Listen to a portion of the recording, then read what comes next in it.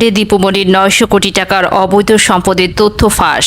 2 কোটিতে ভিসি পদ বিক্রি করতেন দীপুমণি। ভাই ও স্বজনরাও ছিলেন দুর্নীতিতে বেপরোয়া। চাঁদপুরে অবৈধ বালু উত্তোলনের মদতদাতা ছিলেন এই দীপুমণি। কোটা বিরোধী আন্দোলনে গণহত্যা চালানো গোপালী পুলিশের তালিকা প্রকাশ। 200 পুলিশ সুপার পালানোর গোপন তথ্য ফাঁস। এতক্ষণ শুনছিলেন সংবাদ শিরোনাম, এখন থাকছে বিস্তারিত। সাবেক সমাজ কল্যাণমন্ত্রী ডাক্তার দীপুমণির রয়েছে অবৈধ সম্পদের পাহাড়।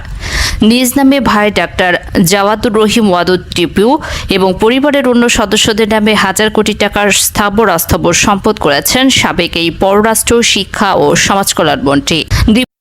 সম্মানিত ভিউয়ার্স, আসসালামু আলাইকুম ওয়া রাহমাতুল্লাহি ওয়া বারাকাতুহু। আপনাদের মাঝে নতুন একটি ভিডিও দেখাতে চলেছি। আপনারা সম্পূর্ণ ভিডিওটি ধৈর্য সহকারে দেখবেন। দর্শক মণ্ডলী, আপনারা ভালোভাবে জানেন যে সাবেক শিক্ষামন্ত্রী এবং সমাজ কল্যাণমন্ত্রী তিনি গ্রেপ্তার হয়েছেন এবং তাকে রিমান্ডে দেওয়া হয়েছে। রিমান্ডে দেওয়ার পর থেকে কিন্তু তার একে একে তথ্য বেরিয়ে আসছে। ইতিমধ্যে জানা গিয়েছে দীপুমণি তিনি কি অপকর্ম করেছেন, কি টাকা পয়সা আত্মসাৎ করেছেন, কোথায় কি করেছেন, সব কিছু কিন্তু এই ভিডিও জুড়ে রয়েছে। আপনারা সম্পূর্ণ ভিডিওটুকু ধৈর্য সহকারে দেখবেন যে এই দীপুমণি কি অপকর্ম করেছেন আওয়ামী লীগ সরকার থাকাকালীন। দর্শক মণ্ডলী, তাহলে আমরা মূল ভিডিও চলে যাব। সম্পূর্ণ ভিডিওটুকু ধৈর্য সহকারে দেখবো। তার আগে আপনাদের অনুরোধ করতে চাই, আপনারা যারা এখনো পর্যন্ত আমাদের এই চ্যানেলটি সাবস্ক্রাইব করেননি তারা অবশ্যই আমার চ্যানেলটি সাবস্ক্রাইব করবেন, পাশে থাকা বেল আইকনটি অন করে দেবেন। যারা ফেসবুক পেজ থেকে দেখছেন পেজটি ফলো করে দেবেন এবং ভিডিওটি বেশি বেশি করে শেয়ার করবেন, লাইক ও কমেন্টস করবেন। তাহলে চলেন সম্পূর্ণ ভিডিওটি ধৈর্য সহকারে দেখে আসি। 200 পুলিশ সুপার পালানোর গোপন তথ্য ফাঁস। এতক্ষণ শুনছিলেন সংবাদ শিরোনাম, এখন থাকছে বিস্তারিত। সাবেক সমাজ কল্যাণমন্ত্রী ডাক্তার দীপুমণির রয়েছে অবৈধ সম্পদের পাহাড়। নিজ নামে ভাই ডাক্তার জাওয়াদুর রহিম ওয়াদুদ টিপু এবং পরিবারের অন্য সদস্যদের নামে হাজার কোটি টাকার স্থাবর অস্থাবর সম্পদ করেছেন সাবেক এই পররাষ্ট্র, শিক্ষা ও সমাজ কল্যাণমন্ত্রী। দীপুমণির দুর্নীতি অনিয়ম সম্পর্কে জানলেও ভয়ে মুখ খোলেননি তার মন্ত্রণালয়ের সচিবরা। অনেকে বলছেন মাধ্যমিক স্কুলের শিক্ষক থেকে বিশ্ববিদ্যালয়ের ভিসি নিয়োগ পর্যন্ত তার হাত ছিল। বিশ্ববিদ্যালয়ের উপাচার্য নিয়োগের জন্য 2 কোটি এবং কলেজের অধ্যক্ষ নিয়োগের জন্য তিনি 50 লাখ টাকা ঘুষ নিতেন। তার সময়ে শিক্ষা খাতে এটি ছিল ওপেন সিক্রেট। দীপুমণি শিক্ষামন্ত্রী থাকাকালে তার ভাই টিটুর মাধ্যমে নিয়োগ বাণিজ্যের এক বিশাল রাজত্ব কায়েম করেন। সবচেয়ে আলোচিত বিষয় ছিল সরকারি বিশ্ববিদ্যালয়ের ভিসি ও কলেজের অধ্যক্ষ নিয়োগের বিষয়টি। শিক্ষা প্রশাসনে প্রতিটি বদলিতে তার ভাইয়ের হাতে ছিল পূর্ণ নিয়ন্ত্রণ। সর্বনিম্ন 2 লাখ থেকে সর্বোচ্চ 20 লাখ টাকার বেচা বিক্রি হতো শিক্ষা প্রশাসনের নানা পদ। সরকারি বিশ্ববিদ্যালয়ের মধ্যে শুধু ঢাবি, রাবি, চবি, জাহাঙ্গীরনগর বাদে সব বিশ্ববিদ্যালয়ে ভিসি নিয়োগে কম বেশি আর্থিক লেনদেন হয়েছে। শেষ সময়ে 2 কোটি দাও ভিসি হওয়া এমন একটি কথা ছড়িয়ে পড়ে। এরপর দেশের পাবলিক বিশ্ববিদ্যালয়গুলোতে নিয়োগ বাণিজ্যে মেতে ওঠেন ভিসিরা। ইউজিসির সরকারি বিশ্ববিদ্যালয় শাখার একজন কর্মকর্তা জানান, বাংলাদেশের ইতিহাসে সরকারি বিশ্ববিদ্যালয়ে ভিসি নিয়োগ আর্থিক লেনদেনের কোনো নজির ছিল না, কিন্তু দীপুমণি সেই দৃষ্টান্ত স্থাপন করে গেছেন। নিজ নির্বাচনী এলাকা চাঁদপুরে নানা দুর্নীতির অভিযোগ তার বিরুদ্ধে। তার বেসুমার দুর্নীতির অনিয়মের ক্ষেত্র ছিল শিক্ষা মন্ত্রণালয়, শিক্ষা অধিদপ্তর ও শিক্ষা বোর্ড। তার বিরুদ্ধে 900 কোটি টাকার অবৈধ সম্পদের প্রাথমিক সত্যতা পেয়েছে দুদক। তার ভাইয়ের স্ত্রী রাশিয়ান। অভিযোগ রয়েছে তার মাধ্যমে তিনি বড় অঙ্কের অর্থ পাচার করেছেন রাশিয়ায়।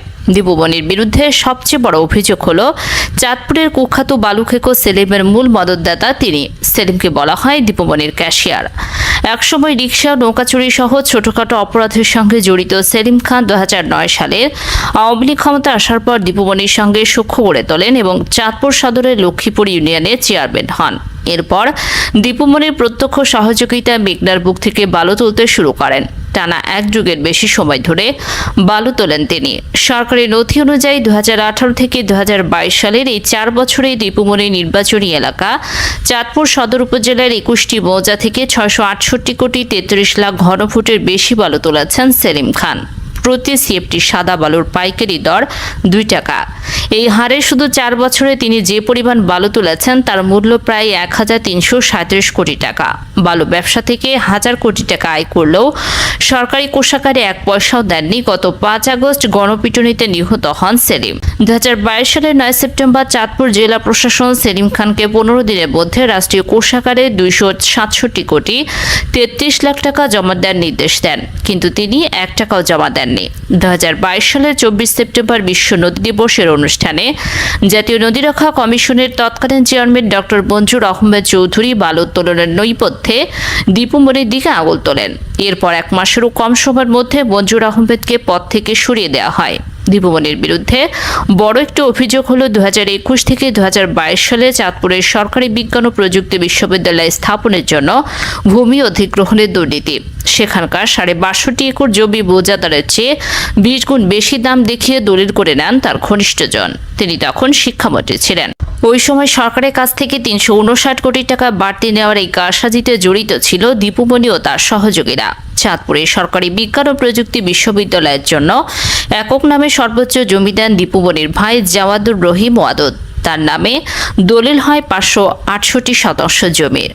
সাবেক মন্ত্রীর মামাতো ভাই ও ফরিদগঞ্জ উপজেলা পরিষদের চেয়ারম্যান জাহিদুল ইসলামের নামে দলিল হয় 161 শতাংশ জমির। তার ঘনিষ্ঠ হিসেবে পরিচিত চাঁদপুর সদর উপজেলার ভাইস চেয়ারম্যান আয়ুব আলীর নামে কেনা হয় 93 শতাংশ এবং মন্ত্রীর ব্যক্তিগত সহকারী টুটুল মজুমদারের নামে 37 শতাংশ দলিল হয়।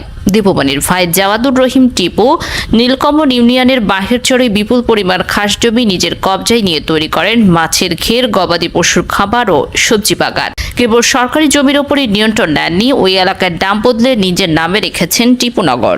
গত 7 ফেব্রুয়ারি নির্বাচনে দাখিল করা হলফনামা অনুযায়ী দীপু মনির সম্পদ 2008 সালের তুলনায় 2023 সালে 41 গুণ বেড়েছে।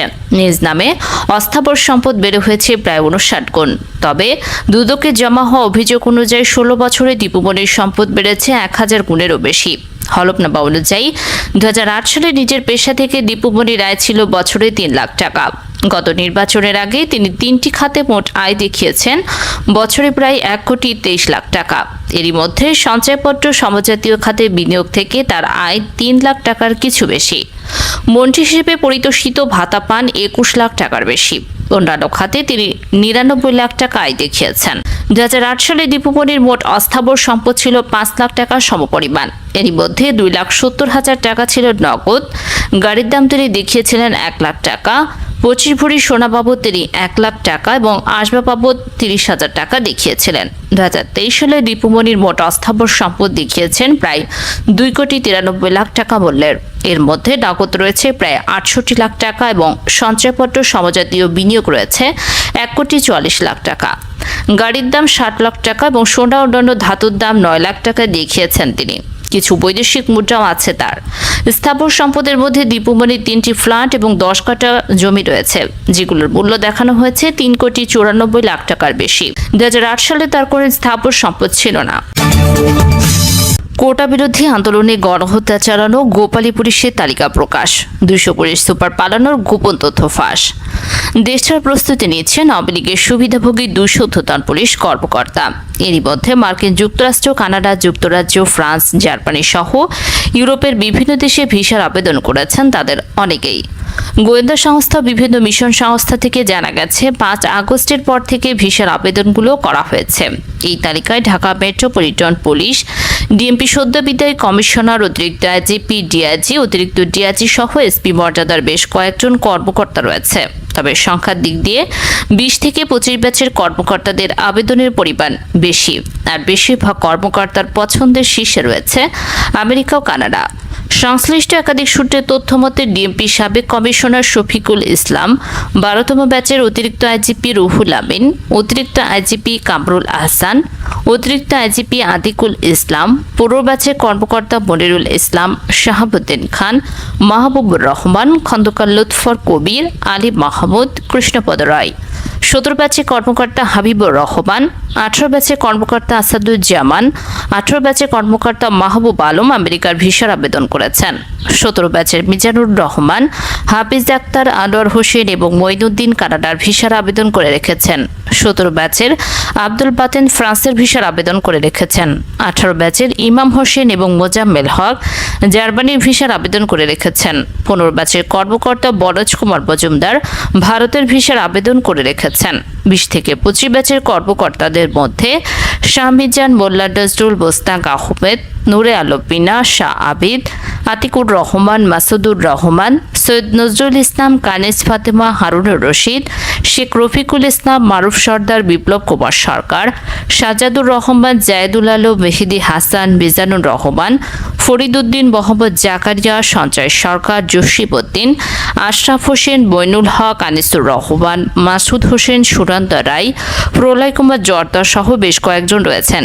দেশ ছাড়তে প্রস্তুতি নেওয়া কর্মকর্তাদের পছন্দের শেষে আমেরিকা, কানাডা হলেও অনেকেই জার্মানি, যুক্তরাজ্য, সুইজারল্যান্ড, ফ্রান্স, পর্তুগাল, গ্রিস, তুরস্ক, থাইল্যান্ডের ভিসার আবেদন করেছেন। তবে ইতোমধ্যে কতজন ভিসা পেয়েছেন তা এখনও নিশ্চিত হওয়া যায়নি। গোয়েন্দা সূত্র জানায়, বিগত 14 বছর ধরে ক্ষমতাসীন আওয়ামী লীগের আমলে পদপদবি, অর্থবিত্ত অর্জন এবং ক্ষমতার অপব্যবহার করে পুলিশ কর্মকর্তাদের মধ্যে এক ধরনের আতঙ্ক বিরাজ করছে কিছুদিন ধরে। উল্লেখ্য, নানা দেশে ভিসার আবেদন করা পুলিশের ঊর্ধ্বতন কর্মকর্তাদের বেশিরভাগই বিগত এক যুগ ধরে অতি উৎসাহী হিসেবে বিরোধী দলবদের ওপর দমনপীড়ন চালিয়ে। সম্মানিত ভিউয়ার্স, এত সময় ধরে আপনারা সম্পূর্ণ ভিডিওটুকু দর্শকরা দেখেছেন এবং ডক্টর দীপু মনি তার কি কি রহস্য ফাঁস হয়েছে, তিনি রিমান্ডে তিনি কি তথ্য তিনি ফাঁস করেছেন, তার সেই কথাগুলো এই ভিডিও জুড়ে আপনারা সম্পূর্ণ বিষয়টুকু ভালোভাবে বুঝতে পেরেছেন ও শুনতে পেরেছেন। দর্শক মণ্ডলী, তাহলে আজকের মতন ভিডিও এখানে শেষ করছি। সকলে ভালো থাকবেন, সুস্থ থাকবেন। আল্লাহ হাফেজ।